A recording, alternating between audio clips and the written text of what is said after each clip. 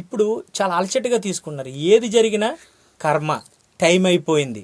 దేవుడు అసలు దేవుని ఎప్పుడూ నిందించొద్దు దయచేసి. ఒక తల్లికి కొడుకు ఎంత అందవికారంగా ఉన్నా, మనం చూడడానికి ఎంతో నీచంగా ఉన్నా సరే, అంగవైకల్యం ఉన్నా, సొంగ కార్చుకున్నా, నడవలేకపోయినా ఎంతో ముద్దాడేస్తుంది తల్లి.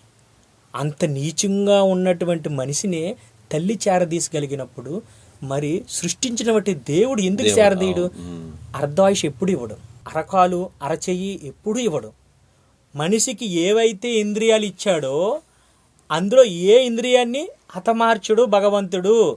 దానికి యమధర్మరాజు ఎవరైనా ఉన్నారంటే ఇక్కడ పంచిపోతాలో నీరు నట్టికి పెళ్ళి వాయువులో.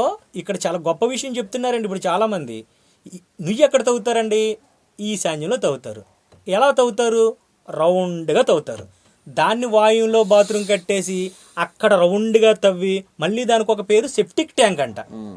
సో రౌండ్గా ఎక్కడ తవ్వినా నుయ్యే అవుతుంది. ఆ నుయ్య ఈశాన్యంలో తప్పితే మరెక్కడ తవ్వడానికి లేదు. ఇప్పుడు వాయువు గొయ్యనందువల్ల, రౌండ్గా ఉండడం వల్ల కోటి తగాదాలు, పెద్దల తగాదాలు, ప్రేమ వ్యవహారాలు, అది కాకుండా హార్ట్, రోడ్ యాక్సిడెంట్, కన్ను పోవడం, కాలు పోవడం. అంటే వాయువు ఎప్పుడు గొయ్యి కింద ఉండకూడదు. అది కూడా రౌండ్గా. సెప్టిక్ ట్యాంకు ఆగ్నేయంలో అసలు కట్టకూడదు, వాయువులోనే కట్టాలి. వాయుని పిల్లర్, ఇంటి పిల్లర్కి 2 అడుగులు వదిలేసి స్క్వేర్ ఫీట్ గా ఉండేటట్టుగా అంటే బయటికి అలాగే కట్టుకోవాలి. అలా కట్టుకున్నట్టు వల్ల ఎటువంటి ప్రమాదాలు జరగవు. ప్రహరీకి బయట ఉండాలి, ప్రహరీకి లోపలే ఉండొచ్చు, కానీ స్క్వేర్ ఫీట్ గా ఉండాలి, రౌండ్ గా ఉండకూడదు. మరింకో విషయం ఏంటంటే వాష్రూమ్ పైన కింద ట్యాంక్ ఎప్పుడు ఉండకూడదు.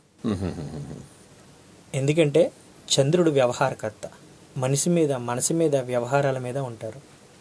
చిన్నపిల్లలు అప్పుడే ఆకలేస్తుంది అంటారు, ఇప్పుడే వద్దంటారు. సో వాయువ్యంలో మనం స్క్వేర్ గా కట్టుకోవాలి, అంతేగాని రౌండ్ గా కట్టుకోకూడదు. ఇంటి సాధ్యమైనంత వరకు కాంపౌండ్ వాల్ బయట అయినా కట్టుకోవచ్చు, కానీ ఒకవేళ లోపల కట్టుకోవాలంటే మాత్రం స్క్వేర్ కంపల్సరీగా పాటించాల్సిన నియమం.